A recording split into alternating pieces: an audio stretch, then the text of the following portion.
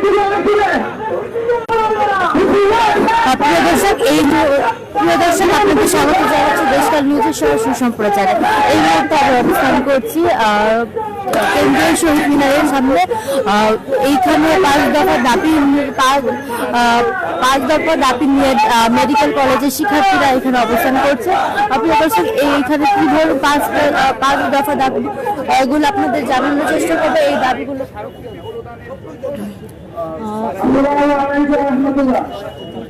তাদের পাঁচ দফা দাবি নিয়ে আমি আপনাদের জানানোর চেষ্টা করছি। তাদের পাঁচটি দাবি আছে। সেই পাঁচটি দাবির মধ্যে প্রথম দাবিটি হচ্ছে এমবিবিএস বা বিডিএস ব্যতীত ডাক্তার পদবি ব্যবহার করতে পারবে না, এবং ওটিসি লিস্ট আপডেট এবং তৃতীয় যেটা সেটা হচ্ছে স্বাস্থ্য খাত শূন্য পূরণে 10,000 ডাক্তার নিয়োগ, এবং চার যেটা মার্চ বা মানহীন সকল সরকারি বেসরকারি মেডিকেল অ্যাসিস্ট্যান্ট স্কুলগুলো বন্ধ করতে হবে, এবং চিকিৎসক ব্যবস্থা সুরক্ষা আইন বাস্তবায়ন করতে হবে। এই ছিল তাদের এই পাঁচটি দাবি দিয়ে তারা এখানে অবস্থান কর্মসূচি করছে, এবং এই অবস্থান কর্মসূচি তারা এখান থেকে লং মার্চ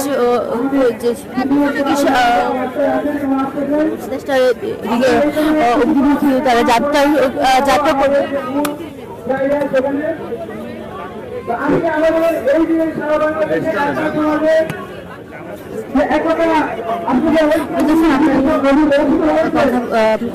আমরা যারা আছেন তাদের সাথে কথা বলে আপনাদের আরো বিস্তারিত জানানোর চেষ্টা করবো যে তারা এখানে আরো কি কি দাবি নিয়ে আসছে।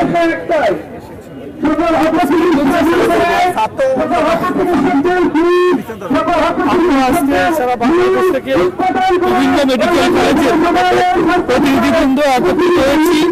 আমাদের উদ্দেশ্য হচ্ছে আমাদের 5 দফা দাবি আদায় করে ঘরে ফেরা। আমরা আজকে কোর্টের রায় আমাদের 92বার শুনানির পরে সর্বশেষ আজকে রায় দেওয়ার দিন ধার্য করা হয়েছে। আমরা আশা করছি আমার কোর্ট আমাদের পক্ষে রায় দিবেন যে এমবিবিএস এবং বিডিএস ডাক্তার ছাড়া অন্য কেউ ডাক্তার পদবি লিখতে পারবে না। যদি অন্য কেউ ডাক্তার পদবি লেখে তাহলে এটা 18 গরিব মানুষের সাথে ধোঁকাবাজি করা হবে। আমরা চাই আমাদের দেশের মানুষের স্বাস্থ্য সেবা ঝুঁকির মধ্যে না পড়ে সামান্য জ্ঞান নিয়ে এসএসসি পাশ করে 2.5 জিপিএ নিয়ে যদি তারা ডাক্তার হতে চায় তাহলে এটা মানুষের সাথে প্রতারণা ছাড়া আর কিছুই না। কারণ আমরা তাদের বিরোধিতা করছি না।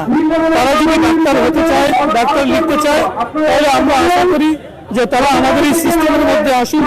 ইন্টার পাস করে এসএসসি পাস করে তারা হচ্ছে এমবিবিএস 5 বছর পড়ালেখা করে তারা ডাক্তার লেখুক, আমাদের কোনো আপত্তি নাই। কিন্তু তারা এগুলি না করে ট্রেনিং করে মেডিকেল অ্যাসিস্ট্যান্ট হিসেবে তারা ঢুকে তারা কাজ করবে, কিন্তু তারা শেষ করে এখন তারা ডাক্তার লেখার জন্য দাবি করছে। এটা সংবিধানের 29 নম্বর ধারায় লেখা আছে যে এমবিবিএস এবং বিডিএস ছাড়া কেউ ডাক্তার লিখতে পারবে। আবার আপনার সংবিধানের 15 নম্বর ধারায় লেখা আছে বাংলাদেশের মানুষের 5টি মৌলিক অধিকার: শিক্ষা, স্বাস্থ্য, খাদ্য, বাসস্থান। এই শিক্ষা একটা মৌলিক, স্বাস্থ্য একটি মৌলিক অধিকার। এই মৌলিক অধিকারকে নষ্ট করে আজকে বাংলাদেশের স্বাস্থ্য ব্যবস্থাকে ধ্বংস করে আমাদের বিভিন্ন প্রকার রোগীকে আজকে শুরু করছে, আমাদের স্বাস্থ্য ব্যবস্থাকে নষ্ট করে দিচ্ছে। আমরা মনে করছি যে এখানে একটি কুচক্র চলিত।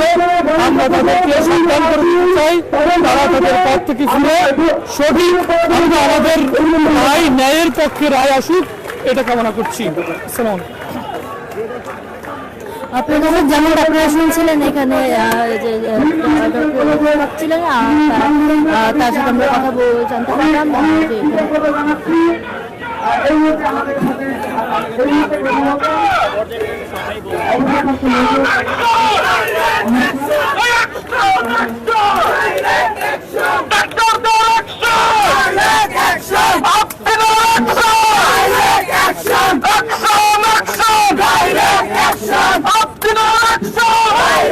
Action!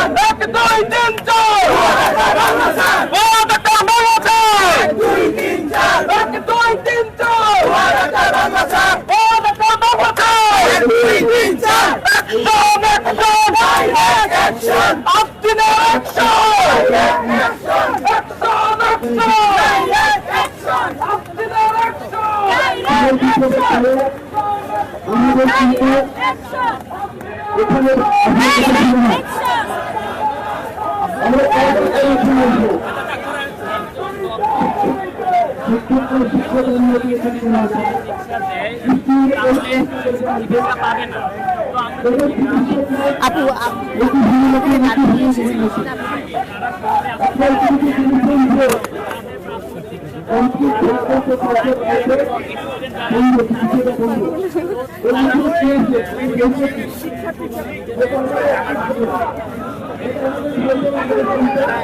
দর্শক আমরা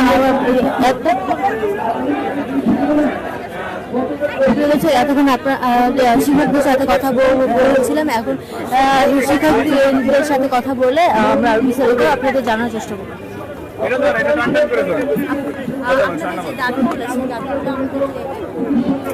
আমরা আজকে 5টি দাবি নিয়ে এসেছি, যেটাকে 5 দফা বলা হচ্ছে। 5 দফার মধ্যে প্রথম যে দাবি আছে সেটি হচ্ছে এমবিবিএস এবং বিডিএস ডিগ্রিধারী ব্যতীত অন্য কেউ ডাক্তার পদবি ব্যবহার করতে পারবে না। আমাদের দ্বিতীয় দাবি হচ্ছে ওটিসি ড্রাগ লিস্ট যেটা আছে সেটা যেন রিনিউ করা হয়। যেমন আমরা জানি যে ওটিসি ড্রাগ বলতে ওভার দ্য কাউন্টার ড্রাগ, যেগুলো আসলে রেজিস্টার্ড মেডিকেল প্র্যাকটিশনার ব্যতীত অন্য কেউ ব্যবহার করতে পারে না বা প্রেসক্রাইব করতে পারে না। কিন্তু এই যে ডিএমএফ, ম্যাক্স, স্যাকমো ওনারা বিভিন্ন ক্ষেত্রে এই সকল ড্রাগও প্রেসক্রাইব করে থাকে, যার কারণে রোগীদের নানা ভোগান্তির সম্মুখীন হতে হয়। তাই এই ড্রাগ লিস্ট যেন রিনিউ করে এবং এটাকে যেন শুধুমাত্র রেজিস্টার্ড মেডিকেল প্র্যাকটিশনাররাই ব্যবহার করতে পারেন বা প্রেসক্রাইব করতে পারেন, এটা যেন নিশ্চিত করা হয়। এটি আমাদের দ্বিতীয় দাবি। আমাদের তৃতীয় দাবি হচ্ছে যেন জরুরি ভিত্তিতে ডক্টর নিয়োগ দেওয়া হয় যে সকল খালি পদ আছে সেখানে, কারণ আসলে এ সকল খালি পদগুলোর জন্যই যারা যোগ্য নয় তারা সাহস করতে পারেন রোগীদেরকে নানা ভোগান্তির সম্মুখীন করার ক্ষেত্রে। এটি আমাদের তৃতীয় দাবি।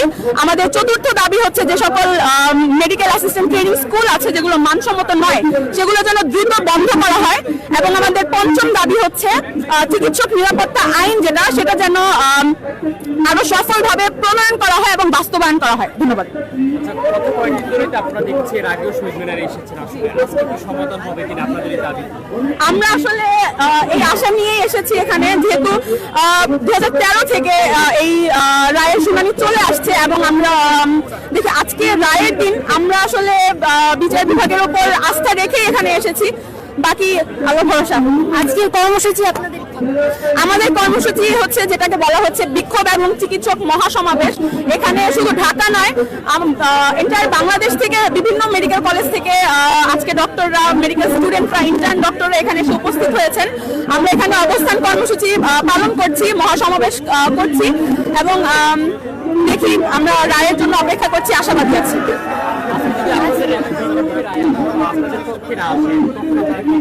তখন আমাদের অবস্থান আরো কঠোর হবে, কর্মসূচি আরো কঠোর হবে। এখনো আমরা রোগীদের ভোগান্তি হয় এমন কোনো কাজ করিনি, কারণ আমাদের কাজ আসলে বিবেকের, সেটা আমরাও জানি। রোগীদের ভোগান্তির সম্মুখীন হতে হয় এমন কোনো কর্মসূচিতে আমরা যাইনি, কিন্তু আরো জোরালো কর্মসূচিতে যদি যেতে হয়, যেতে বাধ্য করে দেশ এবং দেশবাসী, আমরা যাবো ইনশাল্লাহ। জি, আমাদের কর্মসূচি চলে আসছে যতদিন ধরে, মানে আসলে এসব চলছে ততদিন ধরেই, কিন্তু শুরুতে এত জোরালো ছিল না এবং শেষ শুনানির দিন থেকে এবং আজকে জোরালো কর্মসূচি পালন করছে এবং আজকে সমগ্র দেশ থেকে চিকিৎসকরা এসে উপস্থিত হয়েছেন। প্রদর্শক যারা মেডিকেল কলেজের শিক্ষার্থীরা ছিলেন তাদের সাথে কথা বলছিলাম এবং তারা জানার চেষ্টা করছিল তারা বেশ কিছুদিন ধরে কর্মসূচি পালন করছিল এবং সেই শুনানির পর থেকেই তাদের এই কর্মসূচি কঠোর করা হয়েছে। প্রিয় দর্শক,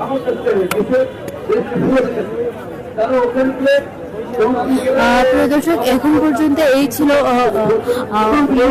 এখানকার পরিস্থিতি। এই পরবর্তী পরিস্থিতি জানার জন্য আমাদের সাথেই থাকবেন।